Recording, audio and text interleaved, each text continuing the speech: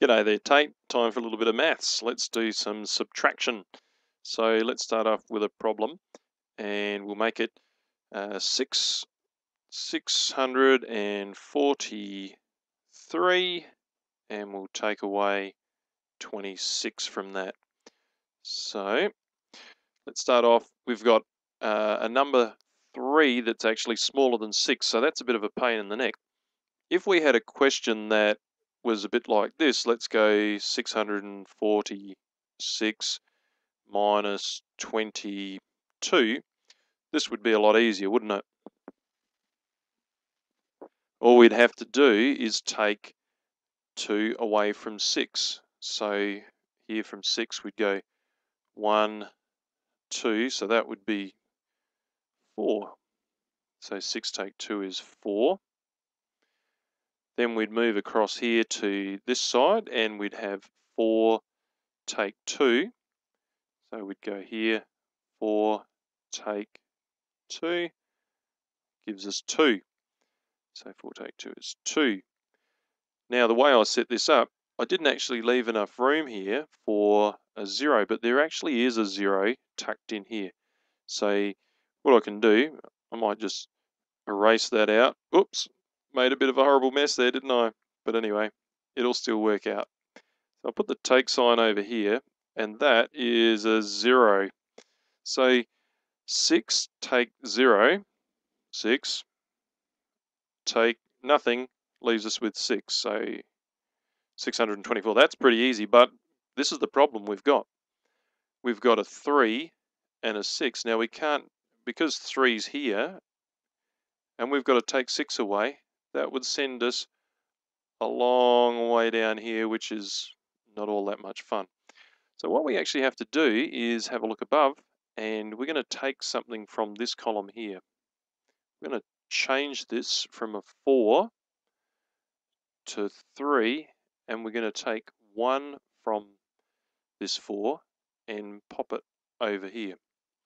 All right, so we're actually turning this into 13, and that's a lot easier to deal with. Now if I just make 9, 10, 11, 12, 13,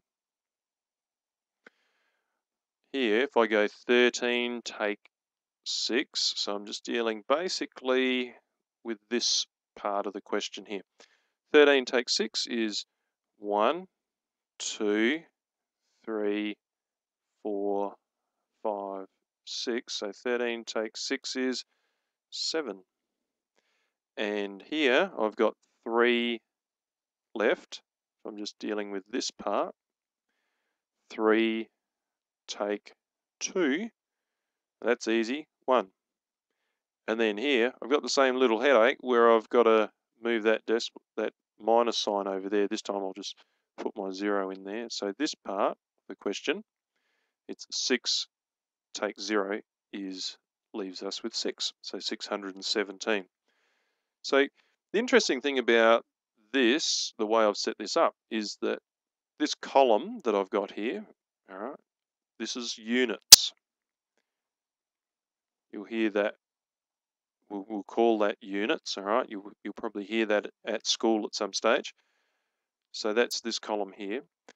This column here, we actually talk about that as in tens, because there's like tens in here. So 4 tens, if we got rid of that 3 on the end, what would we have? 4 lots of 10 is 40, all right? At the moment, we pinched one of the tens from here, and we made it into 3 lots of 10s here, and we put one of the 10s on this side, into this column, and so that's why we've got 13, because 10 plus 3 is 13, all right? So we've pinched one of the 10s from here, and like put it in there. Now, what do you think this 6 is? If that's just a unit, which is sort of like ones, all right, we don't ever call it ones, but it could be ones. So that's a unit, is ones. This is tens. What do you think this part here is? If we just put like the 6 over here, and we put a 0 and another 0 behind it, then this we're talking about as hundreds. All right? I wonder if you guessed that. Hundreds. Oh, ran into my tens. Okay, so this is how you do these sorts of problems. Let's have another crack at another one. I'm going to line this up here. Let's get our number line set up again because that makes life a little bit easier when we're trying to work this stuff out. If you've got a calculator, that makes life pretty easy as well, doesn't it? Say 5, 6, 7, 8, 9, 10. Let's keep going. 11, 12. Okay, let's have a go at another problem. Let's make it a really big one. Let's go 3, 4, 2, 2 minus 2, 8, 6, 7. Okay, this is going to be tricky because I'll just put in my line here.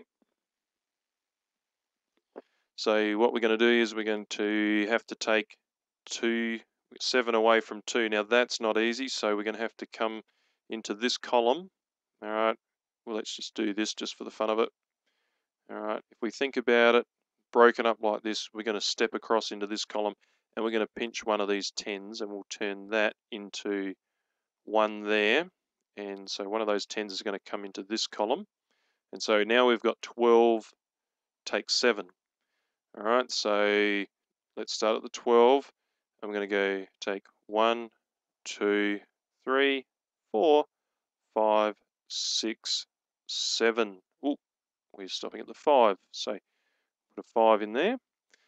Now we've given ourselves a bit of a headache here because we've got 1 and we're going to have to take 6 away. So we've got to steal a number from over here. Let's kill the 4, turn that into a 3, and we'll be able to put a number there. All right, so we've taken one of the hundreds and we've now put it over here. So now we've got an easy sum because it's 11 take 6. So we'll start at 11 and away we go. Take 1, take 2, take 3, take 4, take 5, take 6. We've landed at 5 again. Now, another headache. We've got to take 8 away from 3. All right, let's turn that into a 2 and take one of those over here. So the 3 take 1 is 2. Okay, so now we've got 13 take 8. Whoops, we need to put 13 on our little graph here. So let's start here. And we're going to take away 8. This will be a big one. Take 1, 2, 3, 4, 5, 6, 7, 8. Look at that. We're at 5 again. Pretty weird, isn't it? Now, 2 take away 2 gives us 0.